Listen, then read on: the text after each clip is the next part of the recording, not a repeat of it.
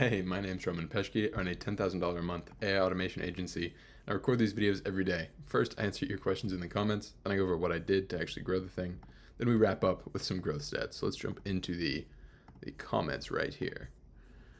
Light day to day. What makes you believe people commonly, what mistakes do you believe people commonly make when choosing jobs? I'm going to assume this is talking about like you're pitching a bunch of people and you finally get somebody that has some interest, but they end up choosing a job that kind of bites them.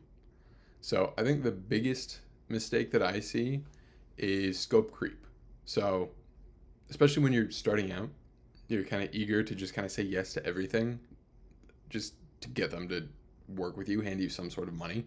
And you end up taking on this giant, huge, bloated project that is way outside of kind of what you went in initially with. Just and one more thing, and one more thing, and one more thing just keeps getting added on. And since you're kind of in like a scarcity mindset, because maybe it's your only client or your first client or something like that, you just keep saying yes.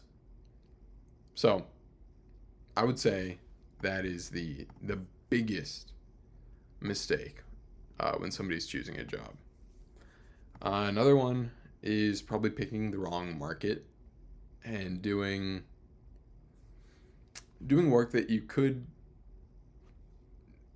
if you have a certain skill set and you're applying it to a market that just can't afford to pay that much, you're kind of shooting yourself in the foot. And I think people resort to that. I resorted to that because the market that was martial arts school owners, I had history and background in that industry. I had a little bit of an advantage. And so I was like, oh, since this is my competitive advantage, I should go all in here, not fully realizing just how large the gap in the willingness to pay for the advertising services was. So I think that's the second biggest mistake that I see is picking the wrong market for the jobs that you're accepting. And it can be like it can be nerve wracking. Like I started doing this when I was like 17, 18, and I was getting on the phone cold calling business owners, and like I was a little scared to ask for cash. Man, I didn't know what I was doing. I was cold calling. Um, and so yeah, that definitely was a mistake that I made. Oh, I'm so sorry, dude.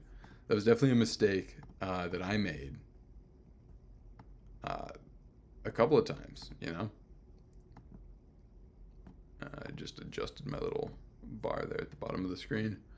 Um, so those are the top two. Absolutely. Incoming call from mom.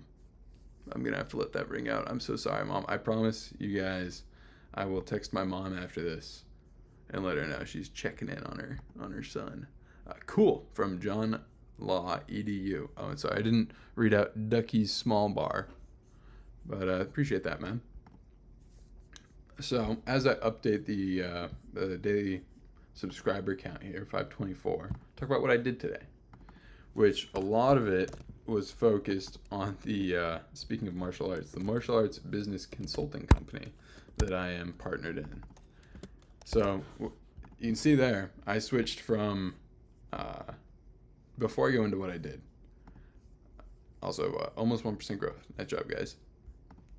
Opportunity before, I was running Facebook ads for martial arts schools. The big problem was people would churn out after about like 3-4 months because they didn't have the systems in place to handle the leads once they came in. They didn't know that you need to call leads when they come in, how to pre-frame them to actually show up for their appointments, and then once they're there on the appointment, they didn't know how to sell them. So it was just like a bunch of issues. And what that meant is they would spend a bunch of money on ads, get a bunch of leads, but then they would just sit there and collect dust and nothing would happen.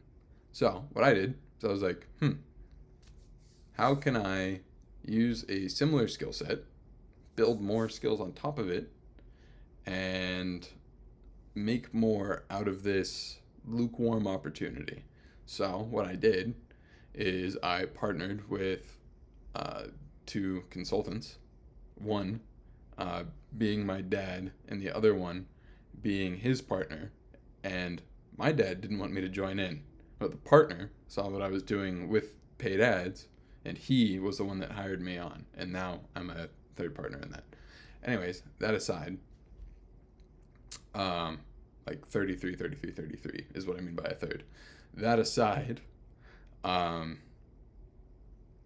was I going with this? Now the opportunity is a lot more lucrative because not only can we generate leads for them, we also coach them on how to turn those leads into cash. Which means if you were paying attention on earlier videos where I said you can charge a percentage of what you make the customer, it goes from charging them pittance because they don't know how to turn those leads into cash, turns into being able to charge them thousands of dollars a month because now they can take those same leads, install the rest of the lead nurture, sales, fulfillment, retention, ascension systems that we have, and then all of a sudden those leads turn into like $18,000 for every new student that signs up. Then we can charge a percentage of that for the ongoing coaching, consulting, and implementation of those same systems. So that's an example of taking a poor job and kind of retooling it to make it work. Where was I going with that? So today was some website redesign for that, a handful of client calls, and then writing and shooting off like filming instructions and recording kind of shot examples for the new set of ads that we'll be rolling out to keep people signing up there. So yeah, that was most of today, and that's all I really have to say today. So I'll see you lovely folks tomorrow.